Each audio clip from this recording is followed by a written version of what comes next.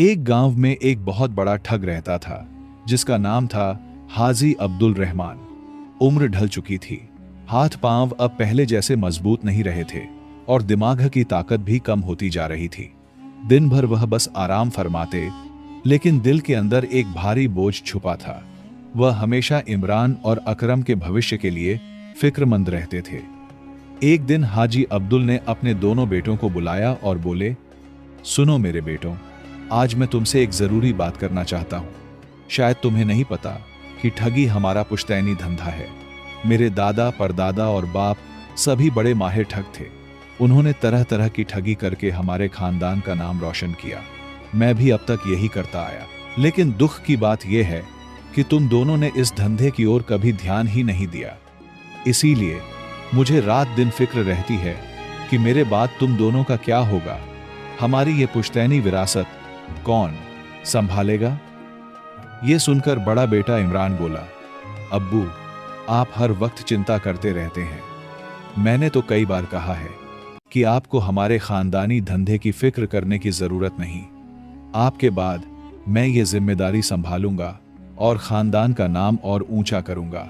हाजी अब्दुल ने गहरी सांस लेते हुए कहा, इमरान, तू तो बिल्कुल निकम्मा है, मुझे तुझसे कोई उम्मीद नहीं। इमरान ने जवाब दिया, अगर बात ऐसी है तो मैं कल सुबह ही निकल पड़ता हूं, बस आप मुझे 100 रुपये दे दीजिए। हाजी साहब ने अपनी पोटली से 100 रुपये निकाले और इमरान के हाथ में रखते हुए बोले, लो, ये 100 रुपये, लेकिन याद रखना, कल सुबह तेरा मुंह इस घर में ना दिखे। इमरान बोला, ठीक है अब्बू, मैं तभी लौटूंगा जब कोई बड़ा कमाल कर दिखाऊं। सुबह इमरान घर से निकला और बाजार पहुंचा। उस जमाने में सब कुछ सस्ता था, तो उसने 100 रुपये में एक बढ़िया घोड़ा खरीद लिया। फिर उसी घोड़े पर सवार होकर वह राजा के महल की ओर चल पड़ा। इमरान को घोड़सवारी में महारत हासिल थी। भले ही उसमें और कोई हुनर न हो, लेकिन घोड़े को काबू करना उसे बखूबी आता था। थोड़ी देर में वह राजा के दरबार में पहुंचा। राजा ने पूछा, नौजवान, तुम कौन हो और क्या चाहते हो? इमरान ने सिर झुकाकर जवाब दिया, महाराज, मेरा नाम इमरान है। मैं घोड़ों को प्रशिक्षित करने का काम करता हूं। इन दिनों मेरे पास कोई काम नहीं है, इसलिए मैं आपके पास नौकरी की गुजारिश लेकर आया हूं। कृपया मुझे अपने महल में रख लें। राजा ने सोचा, मेरे अस्तबल में मेघराज नाम का एक घोड़ा है जो बहुत ही शानदार है, लेकिन किसी के काबू में नहीं आता। क्यों ना इस नौजवान को मौका दिया जाए, शायद ये उसे काबू कर ले। राजा बोले, ठीक है इमरान, आज से तुम हमारे खास घोड़े मेघराज को प्रशिक्षित करोगे, लेकिन याद रखना, अगर 1 महीने में तुम उसे काबू नहीं कर पाए तो तुम्हें जेल में डाल दिया जाएगा। इमरान ने बिना हिचकिचाए कहा, मुझे ये शर्त मंजूर है महाराज, मुझे अभी उस घोड़े के पास ले चलें। राजा बोले, चलो, हम खुद तुम्हें वहां ले जाते हैं। हम देखना चाहते हैं कि तुम कितने काबिल हो। राजा अपने मंत्री के साथ इमरान को लेकर शाही अस्तबल पहुंचे।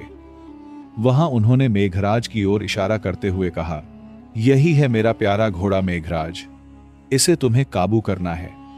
इमरान बोला, महाराज, आप फिक्र न करें, मैं अभी आपको अपनी कला दिखाता हूं। इमरान ने घोड़े को खोला और उसे मैदान में ले आया।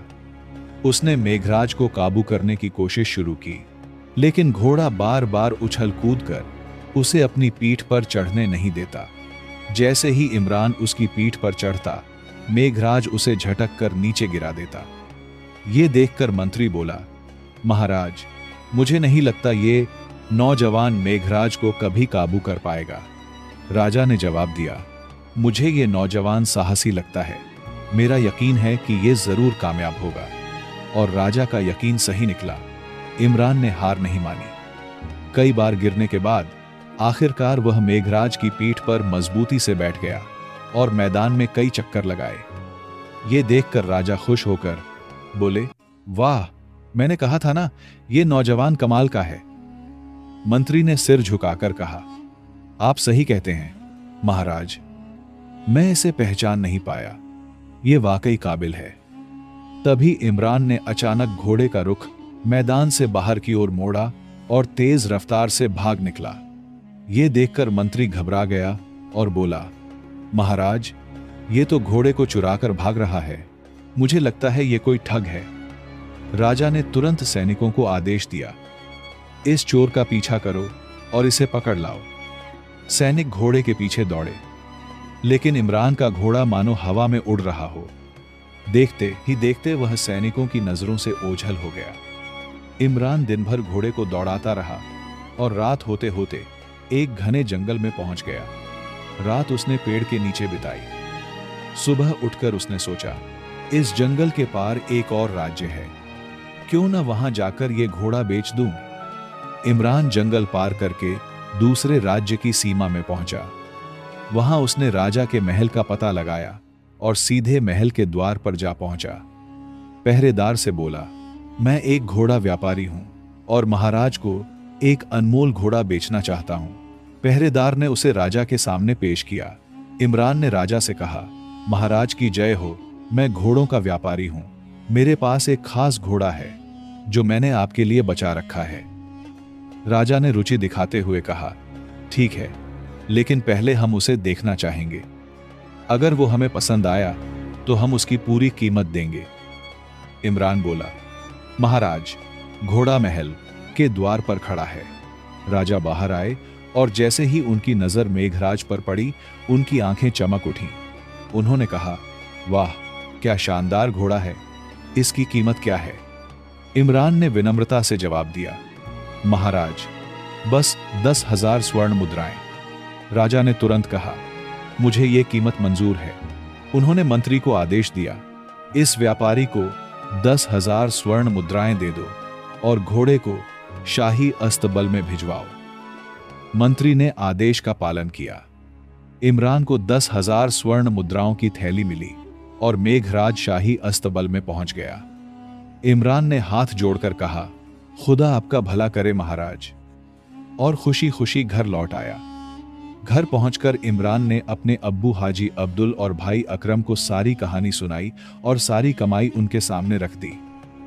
हाजी साहब बहुत खुश हुए और बोले, शाबाश बेटे, 100 रुपये में तू इतना धन ले आया, तू मेरा सच्चा वारिस है।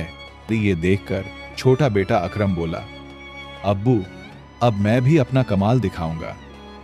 हाजी साहब ने मुस्कुराते हुए कहा, लो ये 100 रुपये, जाओ कुछ ऐसा कर दिखाओ जो याद रहे। अकरम 100 रुपये लेकर बाजार गया और एक साधारण सा शीशा खरीद लिया। फिर उसने शीशे को अपने थैले में रखा और पड़ोसी राज्य के राजा के महल की ओर चल पड़ा। दरबार में पहुंचकर उसने कहा, महाराज की जय हो। राजा ने पूछा, नौजवान, तुम कौन हो और क्या चाहते हो? अकरम ने जवाब दिया, महाराज, मेरा नाम जादूगर अली है। मैं आपके लिए एक जादुई शीशा लाया हूं। इसकी खासियत यह है कि इसमें मरे हुए लोग दिखाई देते हैं।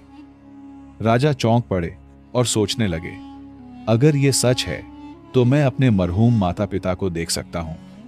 उन्होंने उत्सुकता से पूछा, क्या तुम हमें अपने माता पिता के दर्शन करवा सकते हो? अकरम बोला, बिल्कुल महाराज, लेकिन इसके लिए हमें एकांत कमरे में जाना होगा। राजा तैयार हो गए और दोनों एक खाली कमरे में चले गए। वहां अकरम ने शीशा राजा के सामने रखा और बोला, महाराज, अब आप इसमें देख सकते हैं, लेकिन पहले आपको 11,000 स्वर्ण मुद्राएं इस शीशे के पास रखनी होंगी, तभी इसका जादू काम करेगा। राजा ने कहा, अगर इतने धन में मेरे माता पिता दिख जाएं, तो ये कोई बड़ी बात नहीं। उन्होंने तुरंत 11,000 स्वर्ण मुद्राएं शीशे के सामने रख दी। अकरम बोला, महाराज, एक बात और, अगर कोई अपनी माता पिता का सच्चा बेटा नहीं है तो उसे इस शीशे में सिर्फ अपनी ही सूरत दिखेगी। राजा ने शीशे में झांका, लेकिन उन्हें सिर्फ अपनी सूरत दिखी। उनके मन में हलचल मच गई। क्या मैं अपने माता पिता का सच्चा बेटा नहीं हूं? वे सोच में पड़ गए कि अगर ये बात बाहर आ गई तो उनकी इज्जत मिट्टी में मिल जाएगी। अकरम ने उनकी हालत भांप ली और बोला, महाराज, क्या आप अपने माता पिता को देख रहे हैं? राजा ने झिझकते हुए कहा, हाँ, मैं देख रहा हूं। वे स्वर्ग में हैं और एक सुंदर बाग में टहल रहे हैं। अकरम मन ही मन खुश हुआ। दोनों बाहर आए और राजा ने दरबार में ऐलान किया, मुझे मेरे माता पिता के दर्शन हो गए। ये सुनकर मंत्री के मन में भी अपने माता पिता को देखने की इच्छा जागी। उसने अकरम से कहा, जादूगर, क्या मैं भी अपने माता पिता को देख सकता हूं? अकरम बोला, क्यों नहीं हुजूर, लेकिन आपको भी 1100 स्वर्ण मुद्राएं शीशे के पास रखनी होंगी। मंत्री ने पैसे रखे और दोनों फिर एकांत कमरे में गए। अकरम ने वही बात दोहराई, अगर आप अपने माता पिता के सच्चे बेटे हैं तो उनकी सूरत दिखेगी। मंत्री ने शीशे में देखा, लेकिन उसे भी सिर्फ अपनी सूरत दिखी। वह डर गया कि अगर उसने सच बोला तो उसकी इज्जत चली जाएगी। अकरम ने पूछा, मंत्री जी, क्या आप अपने माता पिता को देख रहे हैं? मंत्री ने झट से कहा, हां, वे भोजन करके आराम कर रहे हैं। फिर अकरम ने राजा से कहा, महाराज, अगर आप चाहें तो मैं ये जादुई शीशा आपको 20,000 स्वर्ण मुद्राओं में बेच सकता हूं। फिर आप जब चाहें अपने माता पिता को देख सकते हैं। राजा सोच में पड़ गए। अब तो मैं फंस गया। अगर शीशा नहीं खरीदा तो लोग कहेंगे कि मैं अपने माता पिता से मोहब्बत नहीं करता। आखिरकार उन्होंने कहा, मंत्री जी, 20,000 स्वर्ण मुद्राएं इस जादूगर को दे दो और इस शीशे को मेरे शयन कक्ष में रखवाओ। मंत्री ने आदेश का पालन किया। अकरम को 20,000 स्वर्ण मुद्राएं मिली और साधारण सा शीशा राजा के कमरे में पहुंच गया। अकरम खुशी खुशी घर लौटा और सारी कहानी अपने अब्बू को सुनाई। हाजी अब्दुल ने गर्व से कहा, शाबाश बेटे, तूने तो कमाल कर दिखाया। दोनों बेटों को गले लगाकर बोले, तुम दोनों मेरी उम्मीदों पर खरे उतरे। अब मुझे यकीन है कि मेरे बाद तुम हमारा खानदानी धंधा आगे बढ़ाओगे। उसी रात हाजी साहब आंगन में हुक्का पी रहे थे। न जाने कैसे हुक्के की एक चिंगारी सूखी घास पर गिरी और देखते ही देखते पूरा घर आग की लपटों में घिर गया। किसी तरह उन्होंने अपनी जान बचाई, लेकिन सारी कमाई राख हो गई। ये देखकर इमरान बोला, अब्बू, हमने पहली बार ठगी की थी, लेकिन लगता है बेईमानी की कमाई हमें रास नहीं आई। मैं आज से कसम खाता हूं कि ये मेरी आखिरी ठगी थी। अब मैं मेहनत से कमाऊंगा। अकरम ने भी सहमति जताई और बोला, मैं भी अब ठगी नहीं करूंगा। मेहनत मजदूरी से ही अपना पेट पालूंगा। इसके बाद उस परिवार ने कभी ठगी नहीं की। वे सब मिलकर मेहनत और ईमानदारी से जिंदगी बसर करने लगे। सबक: धोखे से कमाया धन कभी टिकता नहीं। सच्ची कमाई वही है जो मेहनत से मिले और दिल को सुकून दे।